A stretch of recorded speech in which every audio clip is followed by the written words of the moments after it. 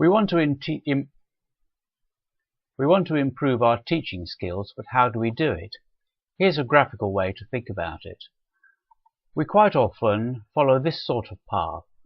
So on this graph, this is time naught, that's before you've started learning how to do something, and this is time as you go along, and this is your level of performance. So at the beginning, your performance tends to be very low, and the learning rate tends to be very fast. So that if this is, for instance, a graph of your skills as a teacher, initially you may make a lot of mistakes, but you get some feedback from your mentor and from yourself, and you improve very quickly. And then you reach a point at which your skills stop improving because the lessons are going okay. The question is, how can we improve our skills? Now, if instead of this being your skills as a teacher, this represented your skills playing the guitar, we might see the following pattern. That is, let's say you only wanted to learn the chords in C major. Then, of course, your ability to play those chords would rise quite rapidly until you reach the point where you'd be quite comfortable playing those chords to your friends and them singing along to the tune, for instance. However, if in your guitar practice you wanted to improve, you wanted to try something new, then your performance might follow this pattern. That is, initially your performance will drop. Initially your performance will drop quite dramatically, and it's only with a bit of practice that you improve to the point at which your skill is approximately the level that it was before. And only with extra practice will you develop a new higher level of skill.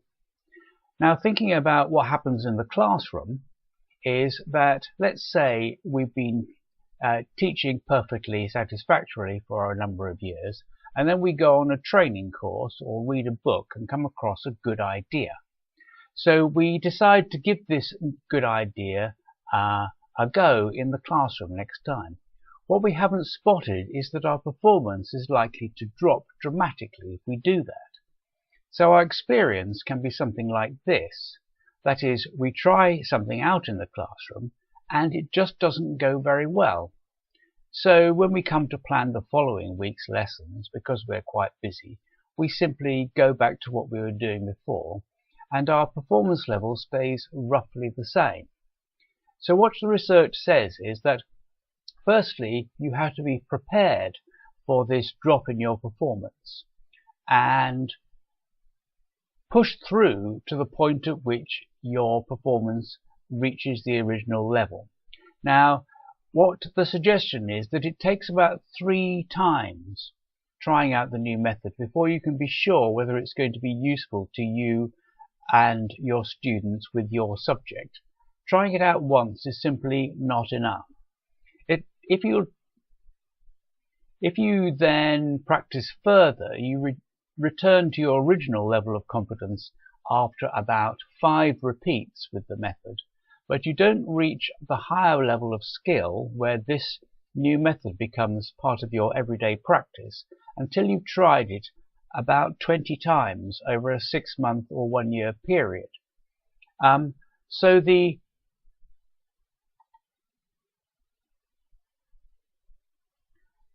At a later date, once you've developed the skill in that one method, you may then try something new and develop an even higher level of skill. Now this, apparently, is the way in which most people improve. Now, consequently, the general rules for staff training is when you do something for the first time, only do it for a few minutes, because it's likely to not go very well, and you want to be able to get out and think about it before you do it the second and third times. Secondly, don't try and do lots of different things. There are about 20 methods which work substantially better than many others. You shouldn't try 20 things at a time. Only try 1 or 2 things at a time. Thirdly, it does take a lot of practice. Don't think that simply reading about it or trying it once is going to do you any good. It's going to take a sustained practice 20 times over a 6-month period. So remember, if you do it 3 times to work out whether it works for you, 5 times you're competent, and 20 times it's a natural part of your teaching. Using this process, we can all be sure to improve the quality of the learning in our classrooms.